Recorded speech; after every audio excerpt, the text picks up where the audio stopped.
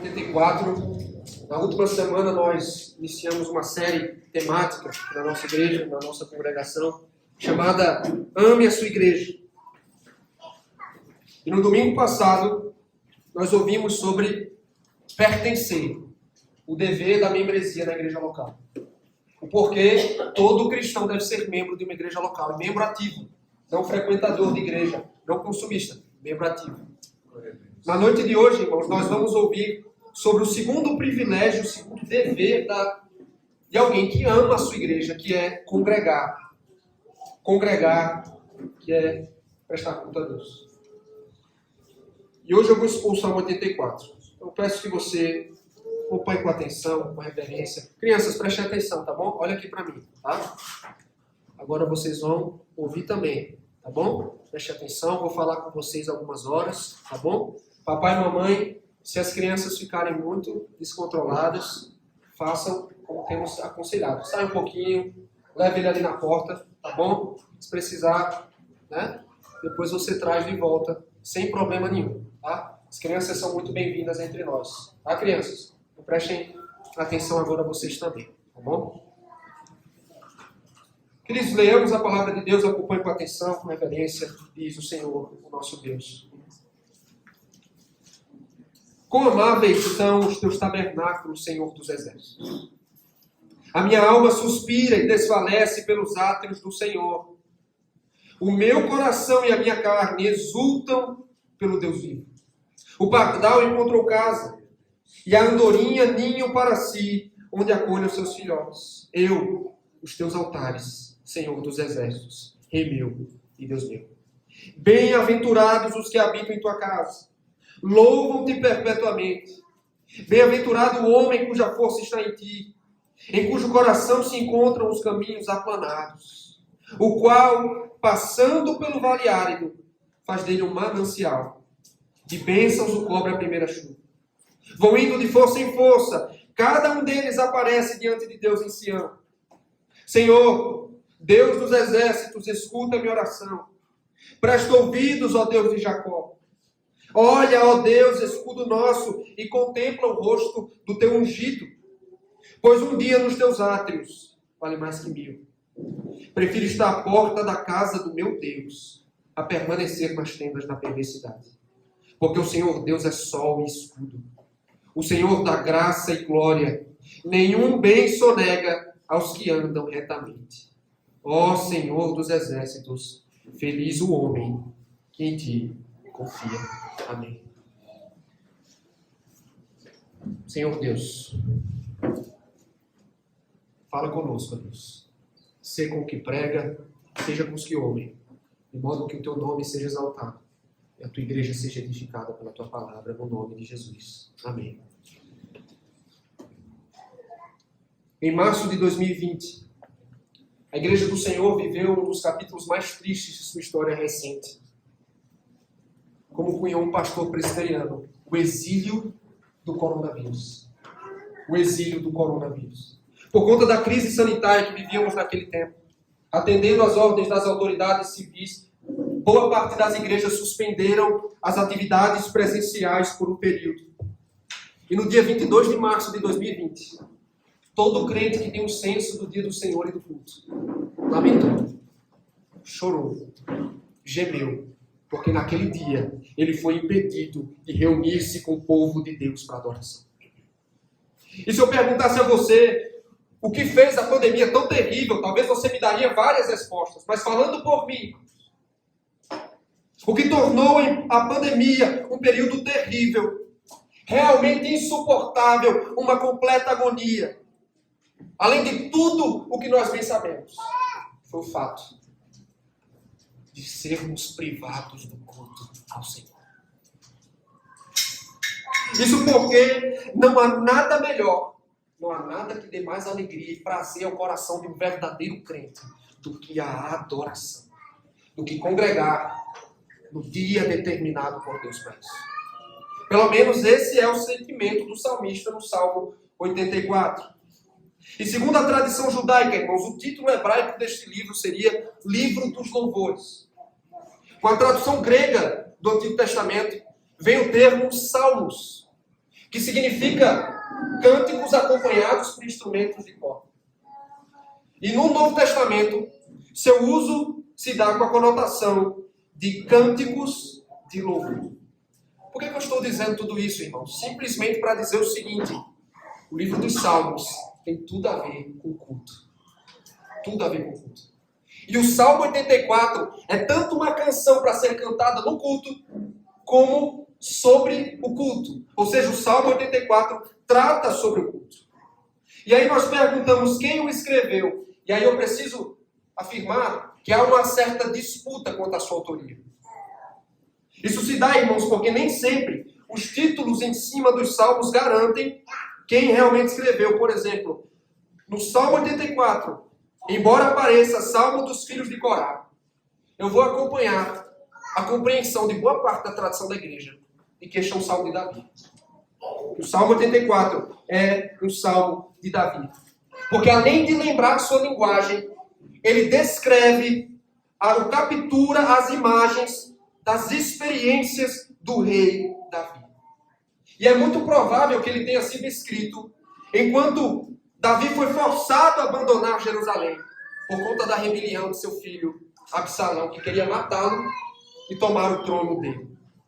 No entanto, o mais fascinante sobre esse salmo, meus irmãos, é que o coração do rei está pesaroso, não com saudade da coroa, não do trono, mas do tabernáculo, do culto ao Senhor. Impedido de ir à casa de Deus, Davi suspira, Davi anseia, Davi declara todo o seu prazer pela adoração a Deus. Então, na semana passada ouvimos sobre pertencer a uma igreja local, ser parte do povo de Deus. E hoje nós vamos ouvir e aprender com Davi que todo aquele que pertence a Deus ama o culto. Todo aquele que pertence a Deus ama o culto. Então, se amamos nossa igreja local, nós devemos amar também o culto ao Senhor e ter prazer na adoração pública. E o tema do sermão na noite de hoje é congregar, o dever e o prazer no culto ao Senhor. Congregar, o dever e o prazer no culto ao Senhor. Por que devemos congregar, meus irmãos? Ou como o salmista aqui nos encoraja a cultuar a Deus? Eu quero caminhar com vocês por 3 respostas, como é costume. A primeira delas, verso 1 a 4. Eu quero apresentá-los em primeiro lugar, verso 1 a 4, ao anseio profundo pelo culto ao Senhor. O anseio profundo pelo culto ao Senhor. Mais uma vez, volte seus olhos para o texto, versos 1 e 2. Diz assim o salmista: quão amáveis são os teus tabernáculos, Senhor dos exércitos. A minha alma suspira e desfalece pelos atos do Senhor. O meu coração e a minha carne exultam pelo Deus vivo. O salmista então inicia com uma declaração de amor, irmãos. Ele revela amar intensamente os tabernáculos do Senhor. O que é que isso significa? No Antigo Testamento, quando firmou a aliança com o povo de Israel, o Senhor prometeu habitar no seu meio. E conforme vemos no livro de Êxodo, isso se daria por meio da construção de um santuário. Até a construção do templo, o tabernáculo era o lugar da comunhão e da adoração ao Deus vivo. E Davi refere-se a ele no plural, tabernáculos, porque ele era composto de muitas partes. E o salmista confessa amar todas as partes do tabernáculo. Por quê, meus irmãos? Porque ali a presença especial do Senhor se manifestava entre o seu povo. No verso 2, esse amor assume a forma de um profundo anseio. Ele diz que a sua alma suspira, ou seja, todo o seu ser suspira pelos átrios do Senhor. O tabernáculo possuía 2 átrios, ou 2 pátios. O pátio externo, que é onde o povo podia adentrar e reunir-se, e o pátio interno, que era onde ficava o lugar santo e o lugar santíssimo, onde só os sacerdotes tinham acesso. E quando ele usa essa linguagem, Davi está se referindo, irmãos, aos atos de culto. Isto é, não há nada que o salmista deseje mais do que retornar aos atos do Senhor para participar do culto a Ele. E é um desejo tão intenso, tão profundo, que ele chega ao ponto de suspirar, de desfalecer. É como se a alma dele estivesse definhando, sofrendo por estar impedido de cultuar ao Senhor. E aí no verso 2 nós notamos uma repetição de ideias. Isso é uma característica da poesia hebraica, irmãos, e nós chamamos de paralelismo. É quando o salmista lança luz sobre uma outra afirmação sua, como a anterior. Então note, na segunda parte do verso 2, ele nos revela que o grande anseio do seu coração não é a cerimônia em si. Davi não ama, irmãos, os rituais do culto em si mesmos. Ele deseja, na verdade, o próprio Deus. E Deus se manifesta no culto.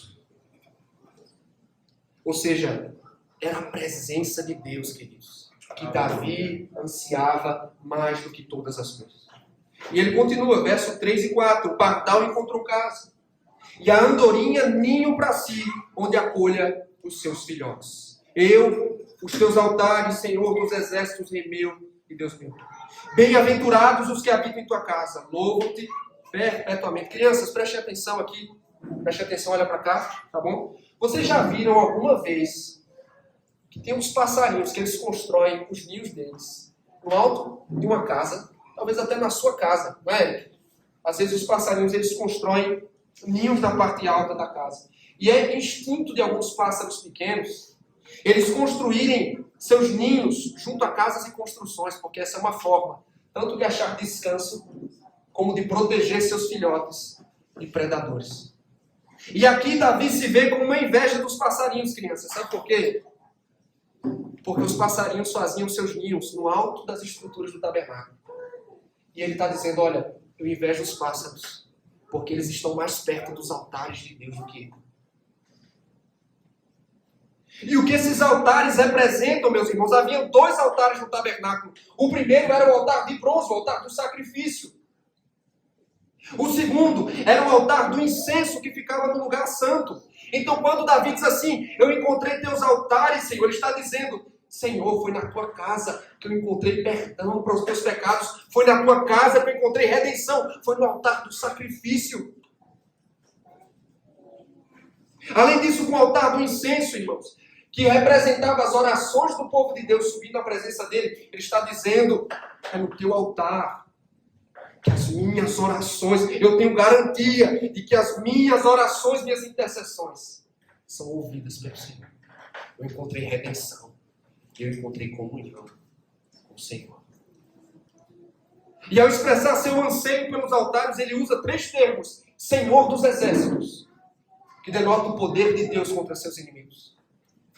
Mas ele usa um tom ainda mais pessoal quando diz, Rei meu e Deus meu. Irmãos, é a sua comunhão pessoal com Deus que o faz suspirar de saudade pelos altares da sua casa. Tanto que no verso 4, além de expressar sua admiração pelos pássaros, ele admira os sacerdotes e levitas envolvidos no serviço ao Senhor.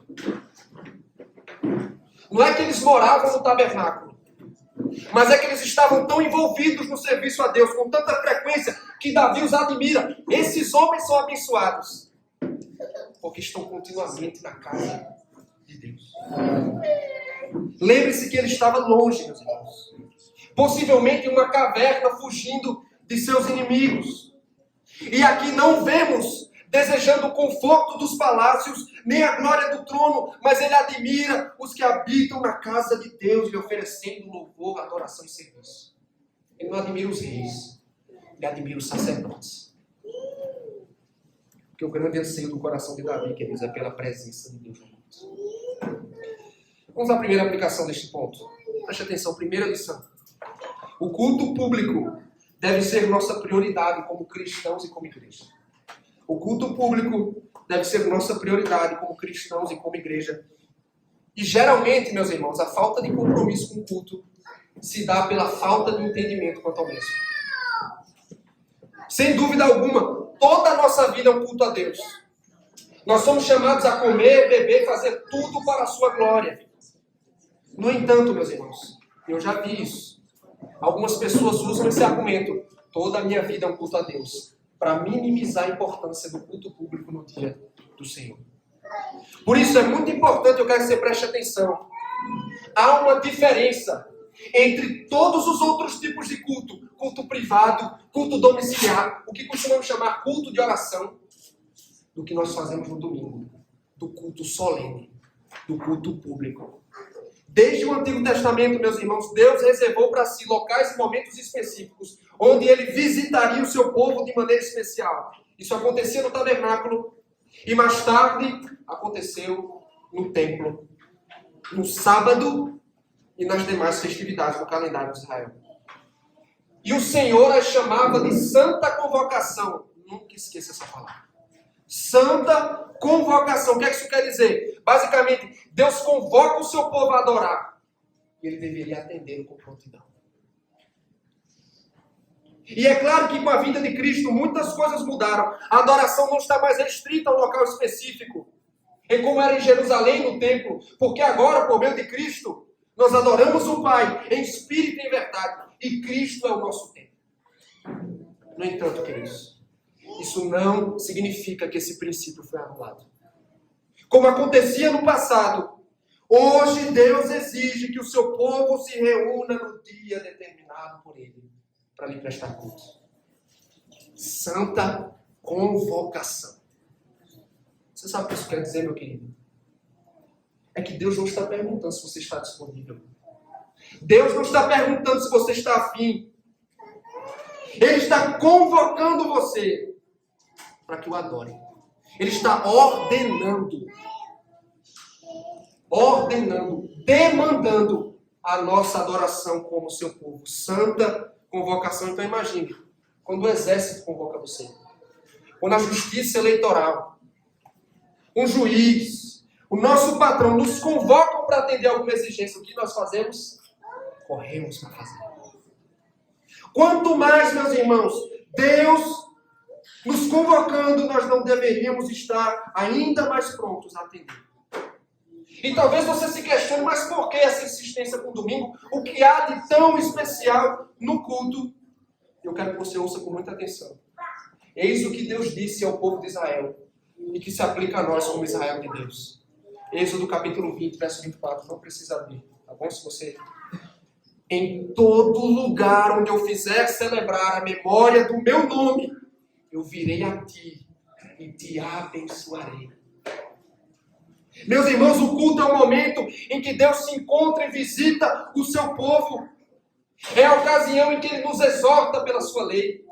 Ele nos confirma o seu perdão. Ele fala conosco pela palavra. Ele recebe nossas orações e louvores. Ele derrama a sua bênção sobre nós. Foi por isso que o salmista disse no Salmo 87, o Senhor ama mais as portas de Sião do que todas as habitações de Jacó. O que é que ele quer dizer com isso, irmãos? É que Deus ama mais. Deus amava mais o culto público que era oferecido no templo do que todos os cultos de todas as casas de Jacó e de Israel juntos. Deus ama mais o culto público do que qualquer outra forma de culto. E é neste tipo de culto, no culto solene, que nós temos a promessa de que Ele nos visita e nos abençoa. Lembre-se sempre disso. Deus está nos convocando para adorá-lo. Ele não está perguntando se você tem tempo na sua agenda. Se você hoje está afim, você está disponível. Ele está convocando. E se você é crente, você atende a convocação. Se você não está enfermo, meu querido, se você não tem uma razão legítima, você está proibido. Deus não autoriza. E se você o fizer, só o fará em pecado contra Ele. Pecando contra Deus.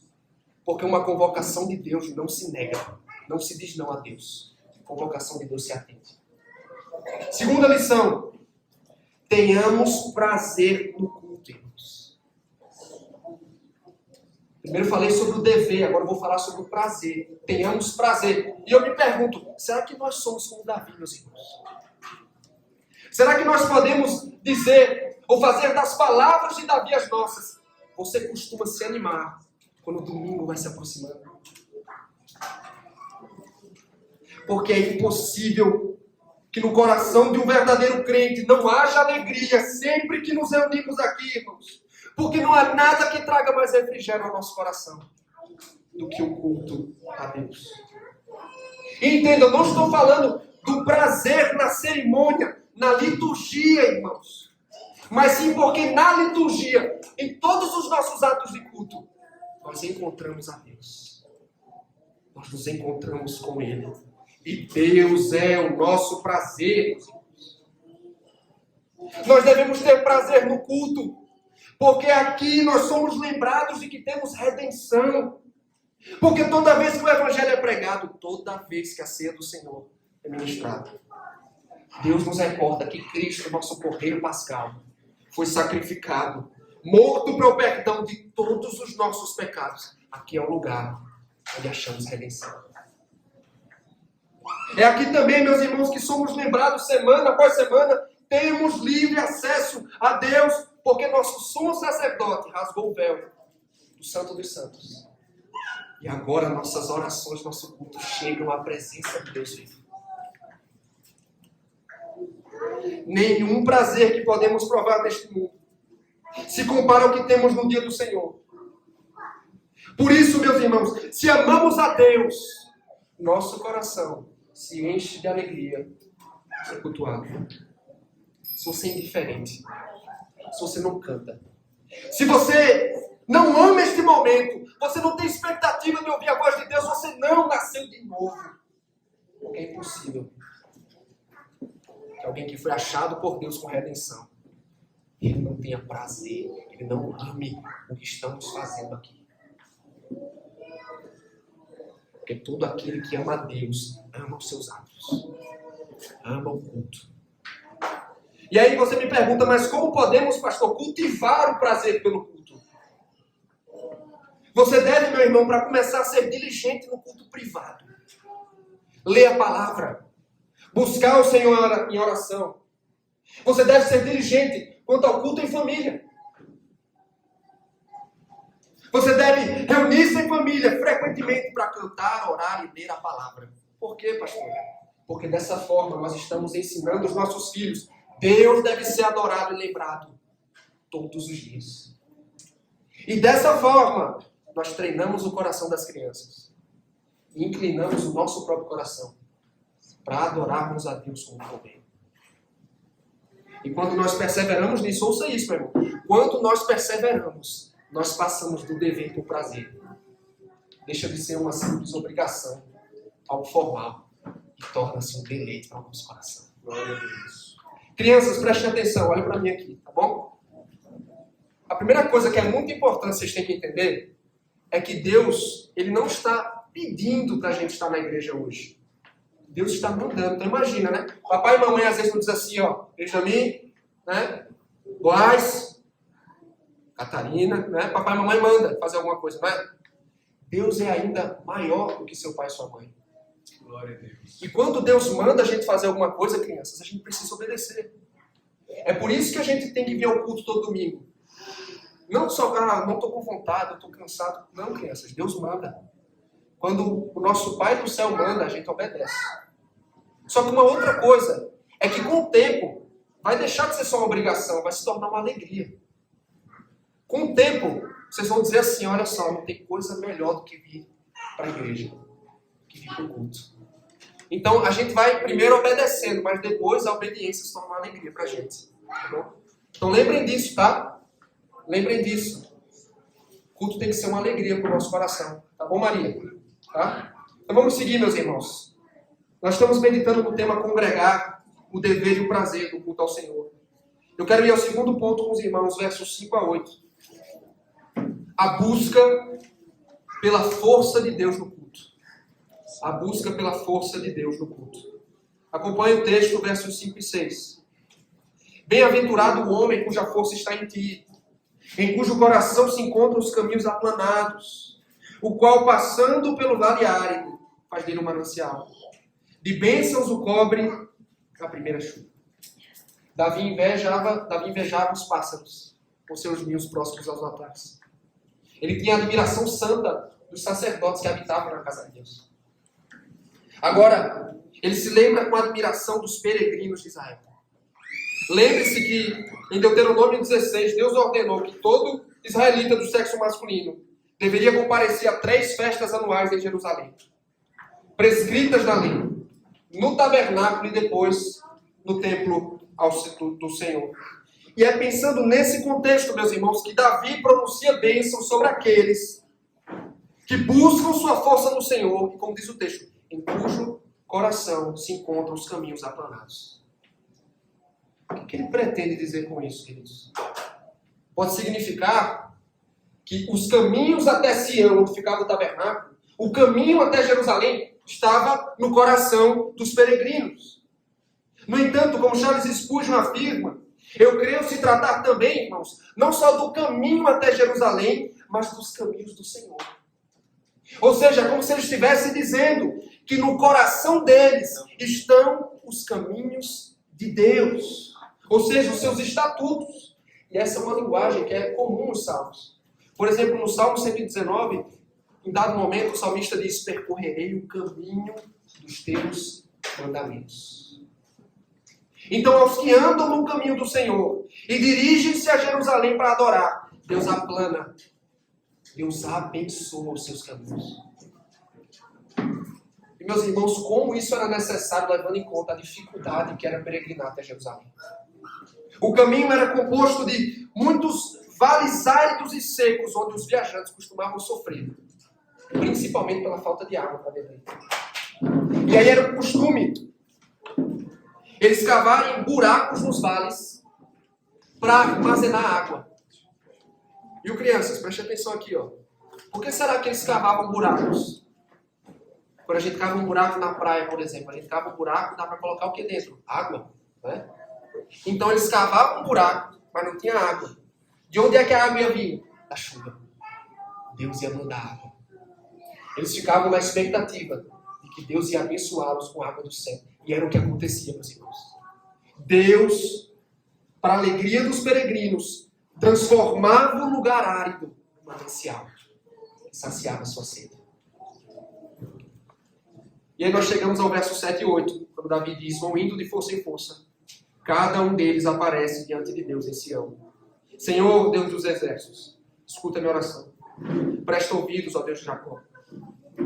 Os israelitas, eles costumavam viajar em caravanas até Jerusalém. E essa comitiva, à medida que ia se passando pelas cidades de Israel, tribos de Israel, essa comitiva ia aumentando. É por isso, irmãos, que no Salmo 122 que nós cantamos, ele precisa ser compreendido dentro do contexto dessa comitiva, da peregrinação a Jerusalém. Alegrei-me quando me disseram: vamos à casa do Senhor. Ou seja, os peregrinos estão indo a Jerusalém. E à medida que seu número crescia, e com ele os desafios da viagem, eles buscavam força em Deus para alcançar os portões de Jerusalém. E embora lutassem com as dificuldades, com os sofrimentos, com o cansaço da viagem, queridos, os salmos cantados no caminho e a expectativa pelo culto os animava e renovava o vigor e as suas forças. Deus aplanava os seus caminhos, renovava a força das suas almas para seguirem adiante. É consciente disso tudo que Davi faz uma oração desesperada a Deus no verso 8. Ele está tão angustiado por não poder acompanhar esses peregrinos. Não posso ir cultuar a Deus. Que ele faz uma oração, ele clama ao Deus dos exércitos que o dê livramento de seus inimigos. E ao Deus de Jacó, que seja fiel à aliança com o seu povo. O que Davi mais deseja, queridos, é subir a Jerusalém com esses peregrinos para adorar a Deus. O que aprendemos aqui, queridos? Vamos à primeira e única aplicação deste ponto. Preste muita atenção. No culto, Deus renova a nossa força para seguirmos na peregrinação. No culto, Deus renova a nossa força para seguirmos na peregrinação. Como os israelitas do passado, meus irmãos, nós também somos peregrinos. Nós também somos peregrinos. A diferença é que nossa peregrinação é para Sião celestial, é para Jerusalém do alto. Mas isso não quer dizer que a estrada até lá seja fácil. São muitos os vales áridos sofridos ao longo do caminho. O pecado nos persegue. Satanás nos assedia e o mundo tenta corromper-nos a todo instante. Nós temos que lutar contra a nossa incredulidade, contra a nossa desesperança, medo, frieza espiritual, angústia, dor. E não são poucas as vezes que estamos tão esgotados, fracos. Somos tentados a abandonar a peregrinação. Até que nós nos reunimos uma vez mais em culto. E Deus nos encoraja dizendo, Isaías capítulo 41, verso 10, não temas porque eu sou contigo. Não te assombres porque eu sou teu Deus. Eu te fortaleço. Eu te ajudo e te sustento com minha destra firme. Também por meio do profeta Isaías, Deus nos assegurou que Ele faz forte ao cansado. Multiplica as forças do que estão sem vigor. É claro, meus irmãos, que esse não é o único momento em que isso acontece, mas é especialmente na reunião do seu povo que Ele socorre os que estão espiritualmente esgotados, enfraquecidos. E eu quero que você preste muita atenção, ouça-me. Quantas e quantas vezes nós não chegamos aqui completamente quebrados, sem esperança, definhando, irmãos, com casamento despedaçado, a família desmoronando, coração angustiado, ansioso, derrotados pelo pecado, frios espiritualmente, atravessando de fato um vale árido, seco de sofrimento.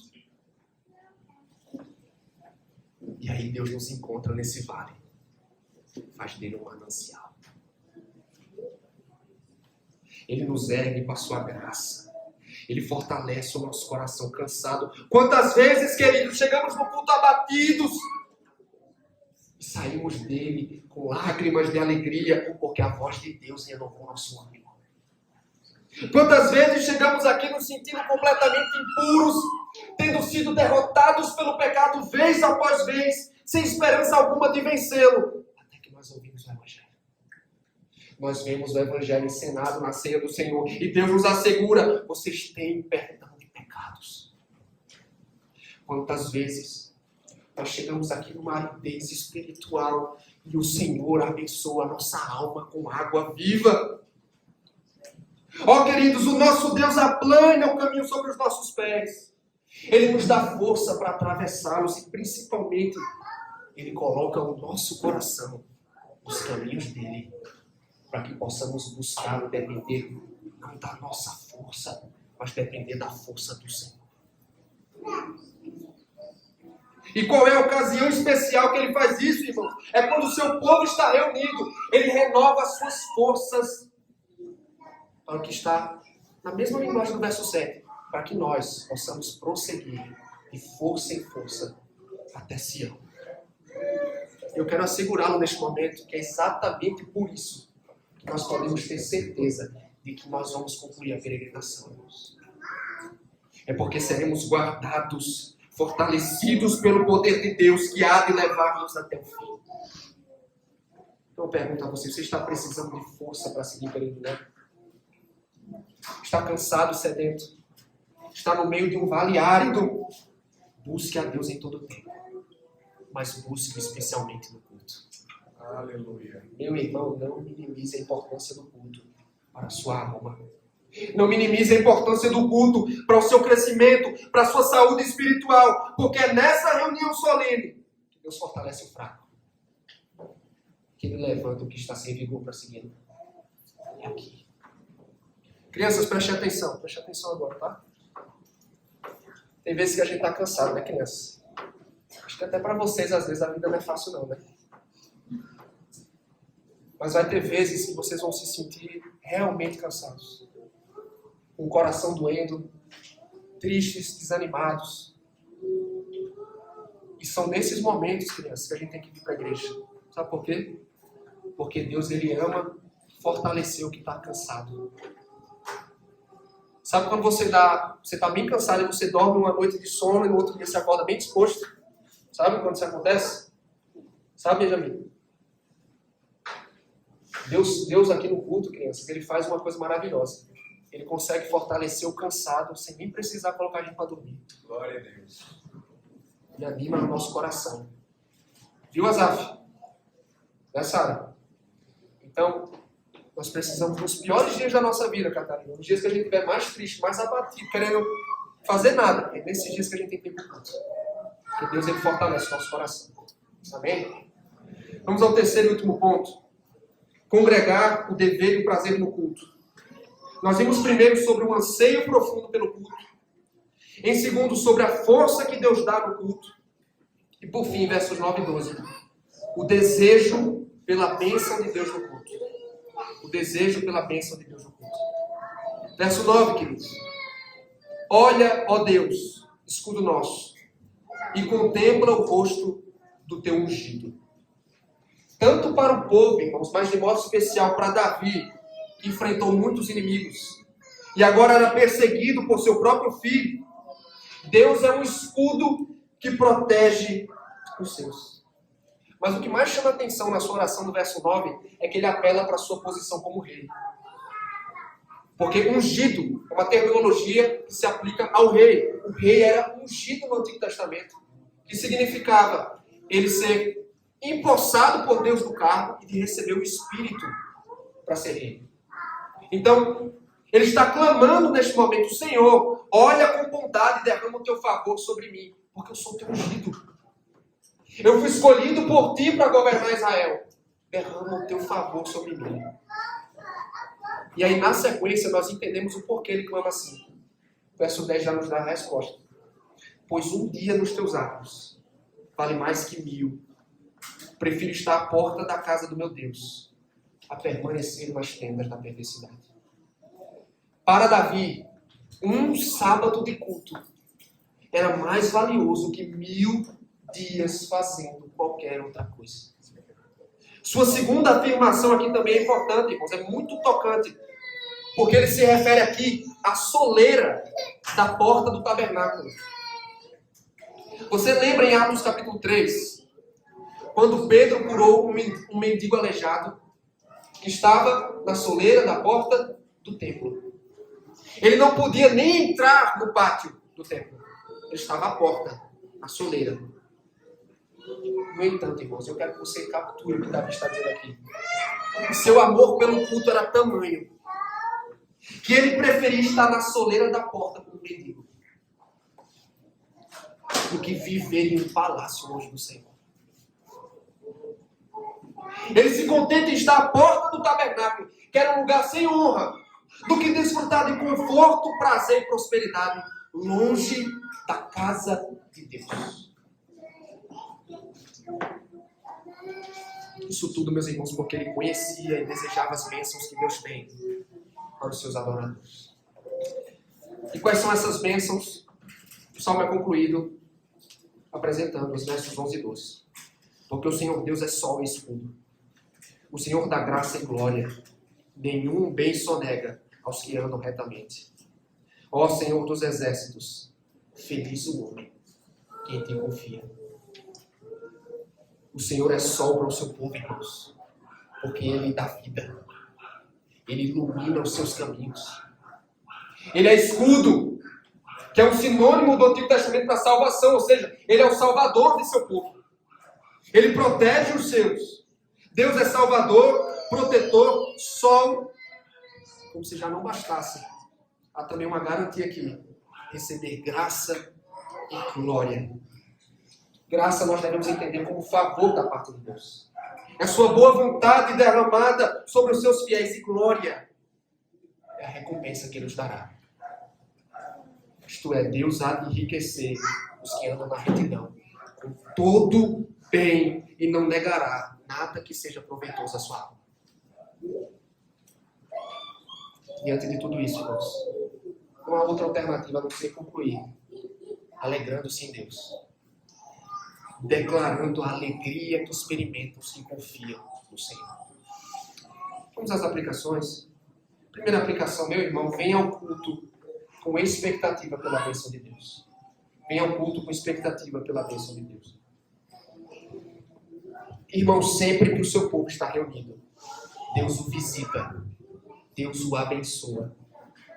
É por isso, porque Deus tem uma bênção especial para nós em cada culto, que Davi ansiava em retornar ao tabernáculo para poder cultuar a Deus.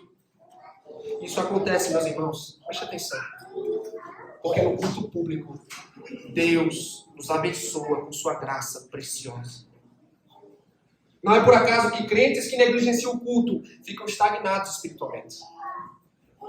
Não experimentam crescimento, maturidade cristã, vitória contra o pecado. Por quê, irmãos? Porque essas bênçãos não são recebidas à parte do culto. Não são recebidas à parte do culto. Deus aguarda com entusiasmo a reunião de seu povo para ministrar sua graça poderosa às nossas necessidades. Aqui, irmãos, Ele abençoa de modo mais eficaz os meus de graça. A palavra, a oração, os sacramentos são revestidos com maior poder para o meu e para o teu proveito espiritual. Para o nosso crescimento.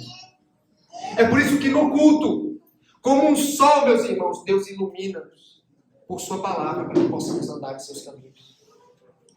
Como um escudo, Ele fortalece a nossa fé e nos assegura do seu cuidado protetor. Quando ouvimos a pregação, oramos com o povo de Deus, participamos juntos da mesa do Senhor. Ele nos dá esperança e força para resistir ao pecado que nos assedia. No culto, irmãos, Deus não nega nenhum bem espiritual à nossa alma. Ele nos abençoa com abundância. E vocês perguntam, mas como, pastor? Como Ele pode abençoar pecadores imperfeitos? E eu considero a resposta maravilhosa, irmãos. Ele não nos nega nenhum bem espiritual, porque Ele contempla o rosto do seu ungido. Ele contempla o rosto do seu ungido, Cristo, meus irmãos. Ele olha para a face de Cristo, para a obra perfeita que Ele realizou. E Ele se agrada em derramar sobre nós toda sorte de bênçãos espirituais. É por causa dele, queridos, porque a parte de Cristo, tudo o que merecemos de Deus é juízo, condenação e castigo. Mas por pura graça, irmãos, Deus contempla a face do seu ungido. Ele nos abençoa com felicidade, com prazer na sua presença, com graça e com salvação. Por isso me permite insistir mais uma vez, meu querido, não faça pouco caso do culto. Não se acostume a viver sem isso, porque sempre que o domingo estiver se aproximando, você tem que alimentar a seguinte expectativa no seu coração: eu vou ao culto, porque Deus há ali de visitar seu povo e eu hei de receber a sua bênção pela fé. Todo bem espiritual que a minha alma precisa, Deus há de derramar sobre mim. Culto ao Senhor. Segunda e última aplicação. No seu coração, preste atenção, no seu coração, prefira o culto antes e mais do que tudo na vida. No seu coração, prefira o culto antes e mais do que tudo na vida. Qual é o lugar onde você mais gosta de estar, meu irmão? Será que nós podemos dizer, como Davi, que um domingo na presença do Senhor é melhor do que 1000 dias em qualquer outro lugar? É uma pena pensar que negligenciamos o culto tantas vezes por questões tão banais, vergonhosas. A praia, o shopping, os filmes da Netflix, as confraternizações, o jogo de futebol nos atrai mais do que o culto a Deus. Nós dizemos estar cansados demais para cultuar, mas na segunda estamos de pé e bem dispostos para trabalhar. E quando nós abrimos mão do culto por qualquer outra coisa, meus irmãos, nós estamos indicando que o meu coração, o nosso coração, sente mais prazer nos prazeres desta terra do que no próprio Deus.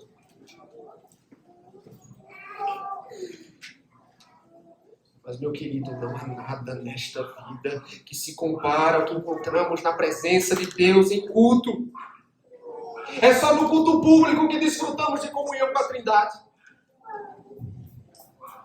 Nós nos alegramos na presença do Salvador, sentimos o amor do Pai e gozamos das consolações do Espírito, irmãos, no culto ao Senhor. Nem todas as delícias da terra juntas têm o sabor das delícias que provamos aqui diante da face de Cristo. Glória a Deus. Absolutamente nada, meu querido, no dia do Senhor. Nós devemos preferir o culto antes as paisagens mais belas, aos restaurantes mais finos, aos maiores shoppings, às melhores praias, porque nada pode dar tanto prazer à alma que a presença de Deus em culto.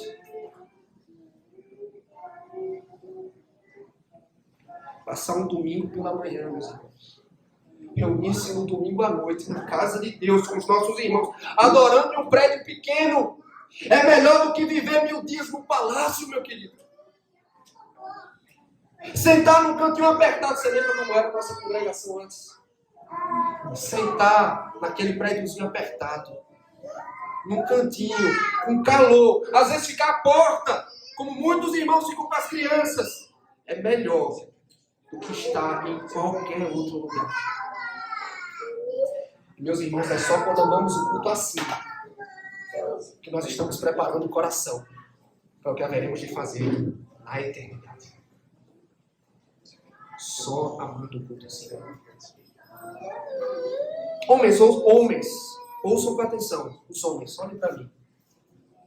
Como marido e pais, meus irmãos, o nosso amor, ou a nossa indiferença com o culto podem contagiar toda a nossa família. Nosso amor ou nossa indiferença pode contagiar a nossa família. Um homem que se alegra mais nos atos do Senhor do que qualquer outra coisa na vida, ele estará aqui no dia do Senhor, porque ele faz questão que sua esposa e seus filhos participem dessa festa espiritual.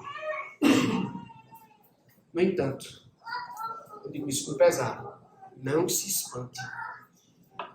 Não se espante se a sua negligência, se a sua indiferença criar filhos que não amam o culto ao Senhor.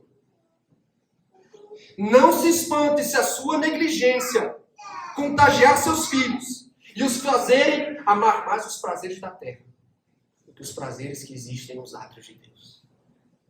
Todas as suas concessões, as suas desculpas, podem levar sua família, podem levar os seus pequenos a preferir 1000 dias nos palácios do mundo do que um dia na presença de Deus. Meus irmãos, é grande a responsabilidade sobre os nossos ombros. Deus há de nos cobrar. Deus há de nos cobrar por isso. Concluindo, meus irmãos, de fato, 2020 foi um ano extremamente desafiador. A igreja atravessou um momento muito difícil. Todo mundo, na verdade. Mas o que tornou a pandemia realmente insuportável? O que fez dela um tempo agonizante? Além de todas as demais coisas que presenciamos, foi o fato que fomos privados pelo culto ao Senhor. Será, meus irmãos, que amamos os atos de Deus como Davi os amava? Será que amamos mais um dia na casa de Deus do que 1000 dias nos palácios deste mundo? Que Deus nos ajude.